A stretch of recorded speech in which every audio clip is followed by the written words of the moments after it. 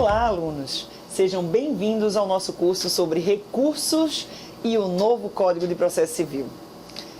Esse curso é destinado ao advogado militante, mas os estudantes também podem aproveitá-lo para conhecer quais as diferenças que o novo Código de Processo Civil traz para a sua prática jurídica.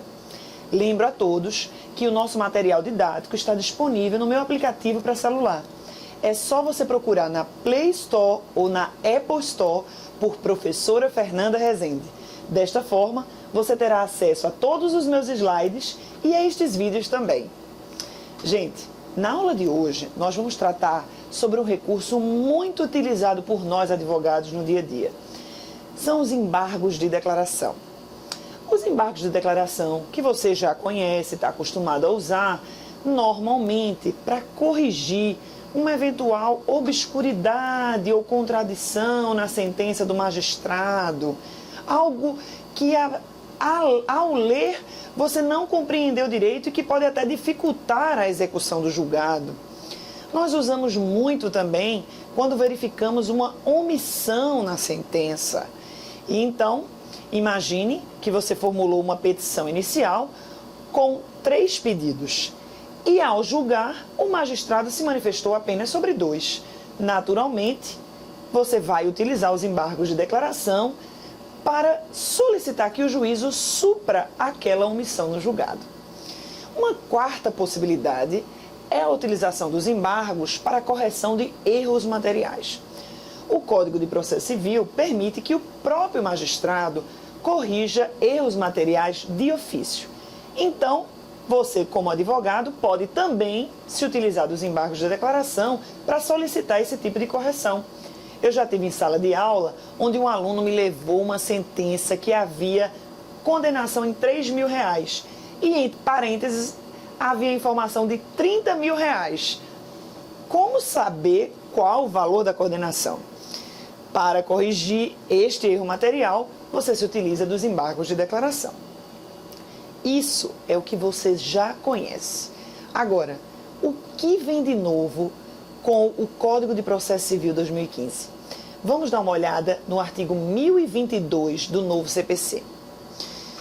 Cabem embargos de declaração contra qualquer decisão judicial para esclarecer obscuridade ou eliminar contradição, suprir omissão de ponto ou questão sobre o qual devia se pronunciar o órgão jurisdicional de ofício ou a requerimento, corrigir erro material.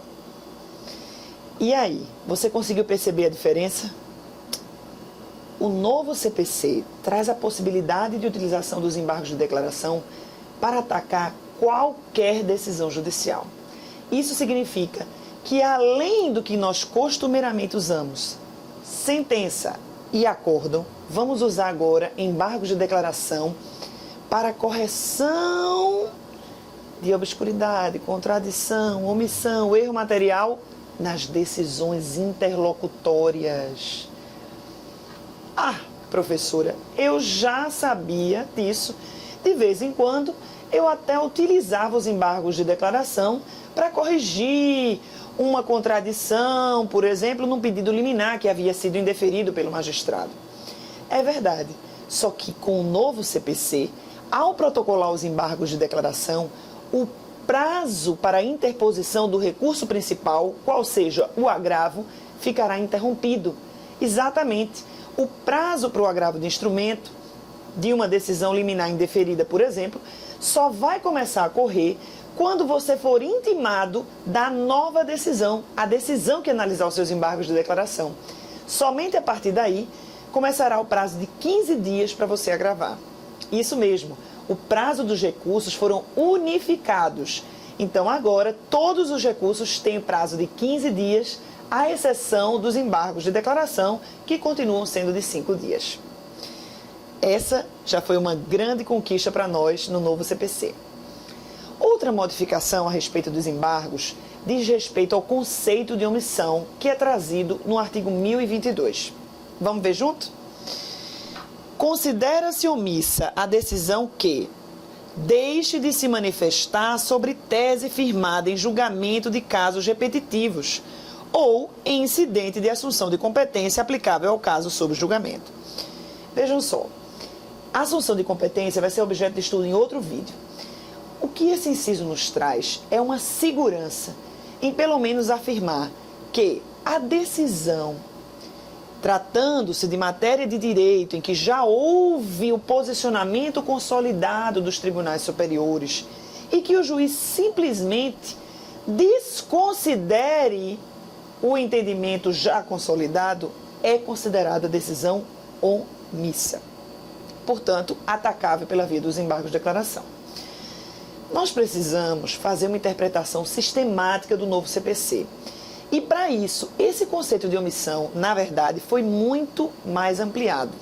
Porque o artigo 489 do novo CPC, um dos artigos mais polêmicos, traz o conceito de decisão judicial não fundamentada. Portanto, se não fundamentada, omissa e atacável pela via dos embargos. Vamos ler comigo. Artigo 489, parágrafo 1º. Não se considera fundamentada qualquer decisão judicial, seja ela interlocutória, sentença ou acórdão. Veja aí a referência à possibilidade de embargos em face da decisão interlocutória, que 1. Se limitar a indicação, a reprodução ou a paráfrase de ato normativo sem explicar sua relação com a causa ou a questão decidida. É aquela hipótese que nós estamos muito acostumados, onde o magistrado simplesmente coloca a transcrição de um artigo de lei e, posto isso, julga o procedente, julga o improcedente o pedido. Isso não será mais permitido no novo CPC. Será necessária a vinculação daquela norma com o caso concreto e a explicação dessa vinculação. Vamos lá. Inciso 2. Empregar conceitos jurídicos indeterminados sem explicar o motivo concreto de sua incidência no caso. Invocar motivos que se prestariam a justificar qualquer outra decisão. Eu mesma, recentemente, tive uma decisão interlocutória onde o magistrado colocava: não vislumbro os fundamentos para a concessão da tutela antecipada. Posto isso, indefiro o pedido liminar. Ora, esse tipo de decisão de 2 parágrafos para indeferir seu pedido liminar não vai ser mais permitido no novo CPC. Não é? Essa é a chamada decisão omissa pelo CPC 2015 e, portanto, atacável pela via dos embargos de declaração. Agora preparem-se, vamos analisar o inciso mais polêmico do artigo 489, que alguns queriam até que fosse vetado pela presidente, mas graças a Deus não foi. Inciso 4. Não enfrentar todos os argumentos deduzidos no processo, capazes de, em tese, infirmar a conclusão adotada pelo julgador. Ora, esse inciso quer dizer o seguinte: o magistrado terá que enfrentar quais os argumentos que o autor levantou na petição inicial. Ele terá que analisar todos os argumentos enfrentados pelo réu na defesa. Ou seja, o livre convencimento do juízo permanece em vigor. Ao exarar sua sentença, naturalmente, ele pode acreditar que a argumentação jurídica que você trouxe na petição inicial não é relevante para o caso, que a argumentação que o réu levantou na defesa também não é relevante e que ele fundamenta a decisão dele num 4º ou 5º artigo de lei que sequer foi levantado pelas partes. Porém, ele precisará informar na decisão por que deixou de aplicar os fundamentos trazidos por ambas as partes. Então, aqueles dias a fio que você despende na elaboração da sua petição, na elaboração da sua defesa, e que muitas vezes na sentença você via simplesmente desconsiderado, nem apareciam os seus argumentos na sentença. Agora, pelo menos o CPC determina que o juízo explique por que está deixando de acatar aqueles argumentos, por que eles não se aplicam ao caso concreto. Do contrário, essa será considerada uma decisão não fundamentada, consequentemente omissa e atacável pela via dos embargos de declaração. Mas não termina aí. O artigo 489 traz ainda mais 2 incisos. Não se considera fundamentada a decisão que se limitar a invocar precedente ou enunciado de súmula, sem identificar seus fundamentos determinantes, nem demonstrar que o caso sob julgamento se ajusta àqueles fundamentos. E 6. Deixar de seguir enunciado de súmula, jurisprudência ou precedente invocado pela parte, sem demonstrar a existência de distinção no caso em julgamento ou a superação do entendimento. Explico. Muito comum a hipótese em que o magistrado sentencia com base em enunciado, em súmula, e cada vez mais vão se tornar comuns essas hipóteses, porque as teses de direito estão sendo analisadas pelo STJ, estão sendo analisadas pelo STF, em prol de uma segurança jurídica, em prol de unificar a legislação federal e constitucional. Não é justo que determinado direito seja aplicado de uma forma no Rio Grande do Sul e de outra em Pernambuco. Então, natural que o STJ, por exemplo, consolide a interpretação da lei federal.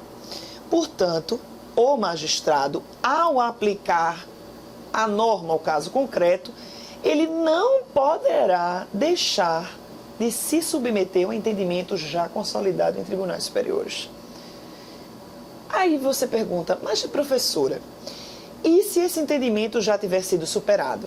É exatamente a última hipótese. Ele pode deixar de aplicar aquele entendimento se demonstrar que ele já havia sido superado, ou uma novidade para nós. Se você percebe que o seu cliente trouxe uma hipótese real, fática, parecida com algo já simulado, porém, tem um detalhe que o torna distinto dos precedentes já analisados pelos tribunais superiores. E aí é importante nós consolidarmos o entendimento de precedente. Vejam só, a súmula, ela traz um entendimento firmado pelo STJ ou pelo STF, que na verdade tomou por base diversos casos concretos.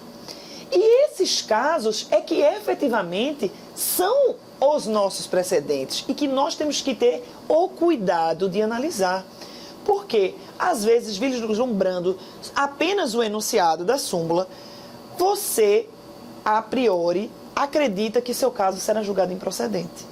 Mas, analisando os precedentes, você vai olhar e dizer, oi, não, essa hipótese fática aqui difere dos precedentes que levaram a súmula do STJ ou do STF. Nessa hipótese, o novo CPC prevê o que nós chamamos de distinguishing. É você demonstrar na sua petição inicial no que o seu caso difere daqueles precedentes, ou, na sua defesa também, e pugnar que o juízo deixe de aplicar aquele entendimento consolidado, porque, na hipótese, há algo que a distingue dos precedentes. Esse é o conceito que nós vamos aplicar com o novo CPC, ok? Professora, e será que a gente tem mais alguma novidade? Temos sim, mais uma. Diz respeito ao pré-questionamento. Uma grande dificuldade que nós sofremos quando queremos que o nosso recurso especial e extraordinário seja admitido nos tribunais superiores e esbarramos no requisito de admissibilidade chamado pré-questionamento. Naturalmente que o STJ e o STF não vai se mobilizar para julgar um recurso que não tenha sido analisado nas instâncias ordinárias. Isso é que significa pré-questionamento. Então, a matéria de lei federal que você está discutindo no seu processo e que você entende que foi violada, você apelou da sentença. Chegou no tribunal, o tribunal manteve a sentença e você permanece entendendo que a legislação federal foi violada. Porém, o tribunal, no acórdão, nem sequer se manifesta sobre a tal violação alegada. Fundamenta o acórdão em outro artigo de lei que não é aquele que você entende por violado. Nós atacamos com os embargos de declaração para pré-questionar a matéria. Mas o que acontece? O tribunal diz, o acórdão está completo, não existe omissão, o que o apelante quer, embargante, é modificar o julgado e não há o que ser corrigido. Conheço dos embargos, mas os rejeito. estamos acostumados a enfrentar essa dificuldade com o novo CPC. Isso não vai mais ocorrer. Vejam comigo o artigo 1025. Consideram-se incluídos os elementos que o embargante suscitou para fins de pré-questionamento, ainda que os embargos de declaração sejam inadmitidos ou rejeitados, caso o Tribunal Superior considere existentes erro, omissão, contradição ou obscuridade. Isso significa, senhores, que o novo CPC considera toda a argumentação que você trouxe nos seus embargos de declaração incluída no acórdão. Ainda que o acórdão, portanto, não se manifeste sobre uma violação a dispositivo de lei federal, dispositivo da Constituição, a sua argumentação será considerada incluída. E aí, pelo menos, um dos requisitos de admissibilidade você já vai conseguir preencher, que é o pré-questionamento. E, por fim, temos uma última novidade a respeito dos embargos de declaração, que diz respeito aos efeitos dos embargos de declaração. Vejam bem, o primeiro efeito quando você interpõe os embargos de declaração é interromper o prazo do recurso principal. Então ele fica zerado, só começa a correr quando sai a nova decisão. Mas eu pergunto a vocês, imagine que sai uma sentença a respeito de condenação de prestação de alimentos. E você, entendendo que houve uma omissão, uma contradição, interpõe os embargos de declaração. O juízo poderia levar 1, 2, 3 meses para julgar os seus embargos. Durante esse período, o seu cliente, o devedor da pensão, precisa ficar pagando a pensão? Os embargos de declaração suspendem a eficácia da sentença? A regra que nos traz o bom senso é de que não. E o novo CPC diz exatamente isso. Os embargos de declaração não suspendem a eficácia da decisão, seja ela interlocutória, sentença ou acórdão. Mas a novidade é que agora você vai poder pleitear efeito suspensivo nos embargos. Exatamente. Considerando esse exemplo, se o seu cliente foi condenado à prestação de alimentos, você pode interpor os embargos, vai fazer os embargos como você sempre fez lá no seu Word e, ao final, pleitear que o juízo conceda efeito suspensivo aos embargos e que, portanto, aquela sentença não tem eficácia enquanto ele não julgar os embargos. Vamos dar uma olhada comigo? Artigo 1026 do novo CPC. Os embargos de declaração não possuem efeito suspensivo e interrompem o prazo para interposição de recurso. Parágrafo 1º.